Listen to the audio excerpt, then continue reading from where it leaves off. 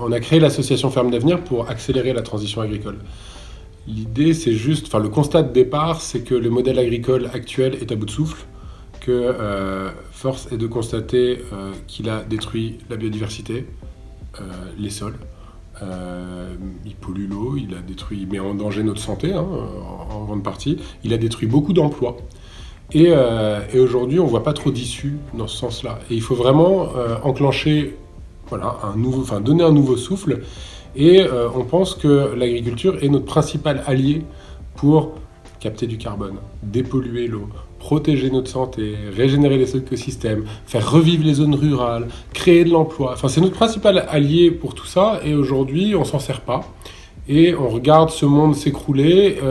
Et ça, en plus, cristallise énormément de tensions entre des agriculteurs qui sont oppressés, acculés, accablés. On leur dit ce que je viens de dire, mais c'est pas eux qui sont responsables. C'est pas les agriculteurs. Ce qui est responsable, c'est le modèle. C'est à un moment, on a cru bon d'industrialiser, de couper les arbres, d'agrandir les parcelles. Mais c'est pas bon, ça marche pas. C'est pas grave, on peut se tromper. Il y a juste un moment où il faut le dire, et donc maintenant il faut inventer l'avenir. Donc on s'est dit on va faire des fermes d'avenir. Et tout ça, c'est une dynamique qui prend du temps.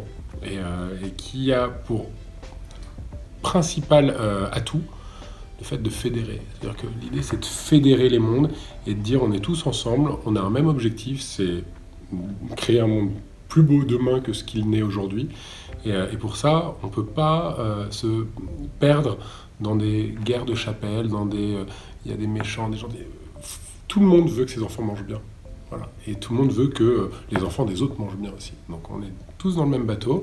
Et Ferme d'Avenir, l'objectif, ça va être un peu de faire cette révolution agricole. Je pense qu'on a 20 ans pour le faire. Je rappelle qu'on a perdu 80% des insectes en 30 ans, 52% des animaux sauvages en 40 ans. Et que là, il y a une étude qui montre qu'en 17 ans, on a perdu un tiers des oiseaux de nos campagnes. C'est pas rien, c'est pas juste des chiffres. Il faut derrière ces chiffres se dire que la moitié des animaux de cette planète ont disparu à cause de nos pratiques agricoles en 40 ans. Donc voilà, il n'y a pas de négociation possible. Donc voilà, donc c'est un peu l'objet de cette association qui travaille du coup avec des entreprises, des élus, des citoyens, des agriculteurs, et tout le monde ensemble, enfin tout le monde veut la même chose.